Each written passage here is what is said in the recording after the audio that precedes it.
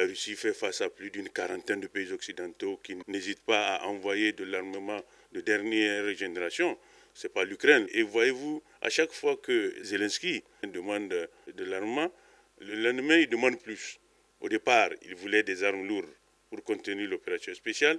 Après, il voulait des missiles. Après, il voulait des chars. Maintenant, il demande des avions F-16, F-35, etc. Donc, en réalité, ce n'est pas l'Ukraine qui résiste, mais c'est tout l'Occident qui se bat contre la Russie. Et Poutine l'a dit avant-hier dans son discours. S'il se bat, c'est qu'il y a deux civilisations qui s'affrontent ici. La civilisation occidentale qui est en décadence, qui prend la pornographie et qui prend l'homosexualité, et la Russie qui défend les valeurs chrétiennes, donc les valeurs religieuses universelles.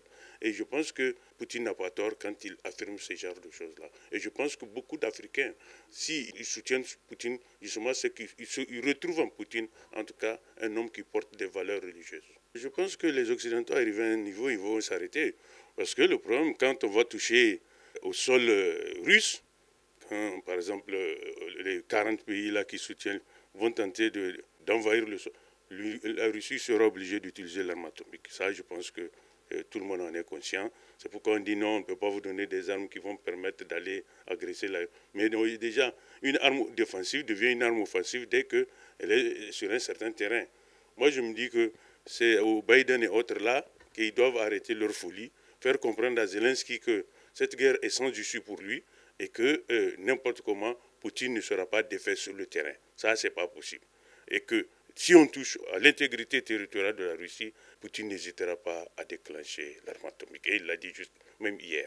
Je pense que les Occidentaux doivent tenir compte de la psychologie de Poutine, qui n'est pas un homme qui recule. Maintenant, en ce qui concerne le pétrole, la dépendance de l'Europe, c'est une certitude. C'est quelque chose qu'on observe. Mais l'Europe a décidé de couper son approvisionnement vis-à-vis de la Russie, mais c'est à l'avantage des Chinois et des Indiens.